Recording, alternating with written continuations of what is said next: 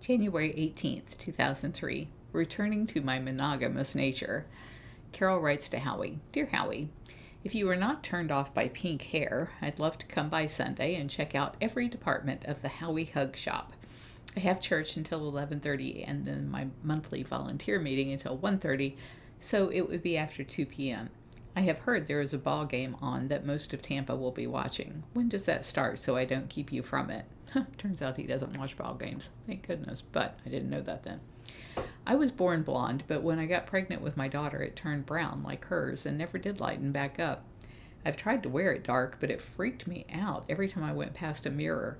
I love gray hair, and I have tried my entire life to find the color closest to gray that I can dye mine. Funny, they make all kinds of products to eliminate gray and none to cause it.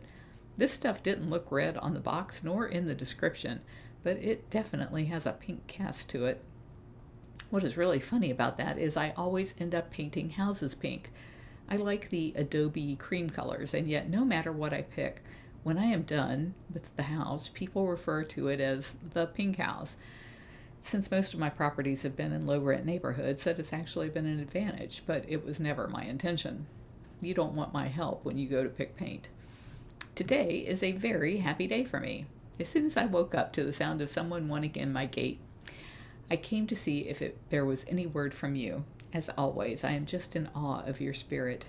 Maybe you don't hear the rest of the universe as audibly like I do, but you certainly do at an intellectual level. You get it. It kind of reminds me of horses and masters. When a horse knows you and understands you, it anticipates your moves and seems to flow as one with you. When a horse has just been exposed to a new rider, the new rider has to tell the horse and push the horse into what the rider wants. We are both horses. I just have to be kicked and yelled at by my master to get my attention. You are already flowing with anticipation and understanding.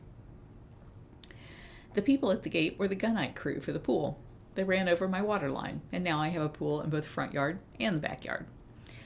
No one speaks English or French, so I just got in from pantomiming how to shut off the water. It could have been worse. I could have been in the middle of coloring my hair and forced to go out in public to find a shower, or, worse yet, to you. Talk about seeing someone at their worst. I never asked you about your past because it seems most people are very private. As someone who has been alone a while, I know the underlying insinuation of, what's wrong with you, when people ask why you're not married. People always want to know why my husband would have left me, and not knowing if that was even the case, I can never answer that. As someone with a wild imagination, I have always found that the truth is far easier to take than not knowing. I will always lay my cards on the table, and if you find it offensive, just tell me and I will play silently.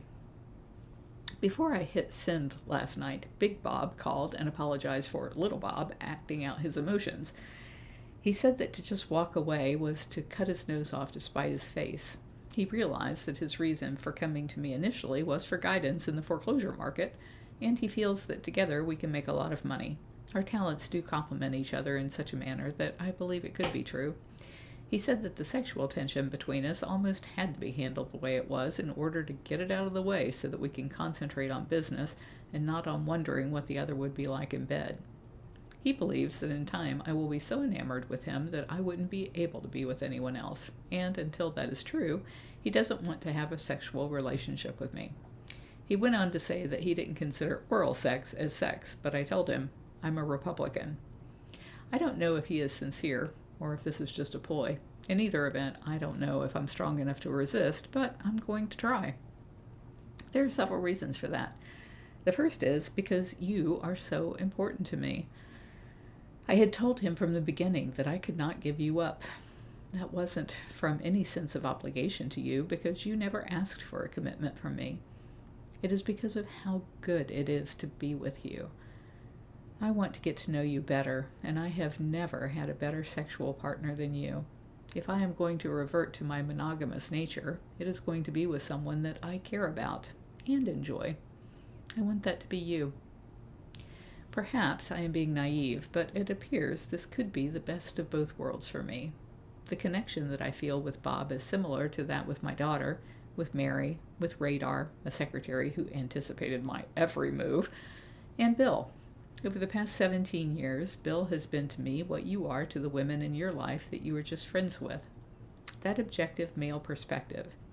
He and I have been together sexually perhaps 4 times in the 17 years in between husbands and lovers. Working with Bob may be all that I need from that relationship. As I think about what I want, that seems possible. If Bob decides he wants more than that and pulls out all the stops and comes for me with the same passion and enthusiasm he did initially, I don't know if I'm strong enough to deflect his attention. He describes himself as relentless, and I can see why. Sort of like your incident with the redhead. He has shown me enough of his dark side that I don't trust him. I will cross that bridge when and if I come to it. At least you have the assurance that I will be honest about it. Until then, I look forward to a lot of great minutes with you. I don't want you to feel like I am just trying you on in a process of elimination toward someone else. Marriage or living together is not at the end of my agenda. There is no pressure for you to work out, as you said, because what I like with you is what I already have with you. As long as we have that, life is good. And when we don't have it, and then life will have been... As long as we have that, life is good. And when and if we don't have it, then life will have been better for having had it while we did. As for the clinical issues, tell me what you prefer. Bob is going to be in on the 4th for extensive medical evaluations for his lungs. His blood test will reveal if I have been exposed to anything that none of us were aware of. Based on his sexual history, I doubt seriously that there is a problem. I can schedule to have blood tests run again, but if you would prefer... I could schedule to have blood tests run again, but it would probably fall into about the same timeline because it's so hard to get an appointment via my HMO. Until we know for sure, you can make the call of protection or not. Do they make condoms that big? Until I tell you differently, it is not my intention to have sex with anyone else, but if I do, it will be protected, or again, I will tell you otherwise. While I am on embarrassing subjects, since you are the only one likely to see it, do you prefer hair or clean shaven?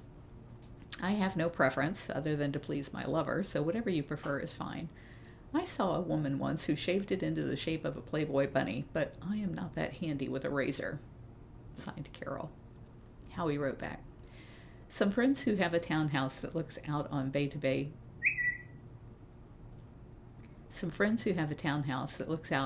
Shore by Bay to Bay have invited us to spend a little time there February 1st in the early afternoon to watch the parade go by.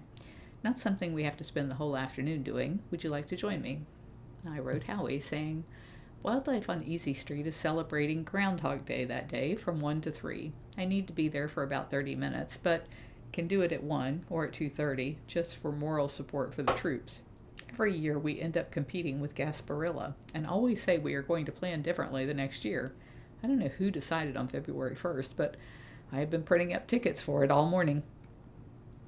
I would like to join you and your friends if the time crunch doesn't interfere with what you want to do. I would be happy to have you accompany me to the Wildlife on Easy Street event before or after. I have been using the Safe in the Wild address while Jamie was out of town, but will be able to access this one more easily after today. And then Howie wrote back to me saying, I'm supposed to go to Davis Island to see the ship go by, which I've never seen, in the morning with Mary Ann, and probably won't get back until about 1:30. How about if you do Wildlife on Easy Street at 1, and we meet at my house around 2? Remember, you cannot come down Bayshore, though. West Shore to Gandy, I think, is best. Then we can either get some exercise and walk up to Bay if we're ambitious, or drive, but parking anywhere near there will be a nightmare, so unless we're really not up to it, a walk may be better. And don't fret about being here right at 2. And thanks for the invite to Wildlife on Easy Street. I would have if not for the morning deal. The ship he's talking about is, on Gasparilla Day, they bring the pirate ship in through the bay. For those of you who are not locals.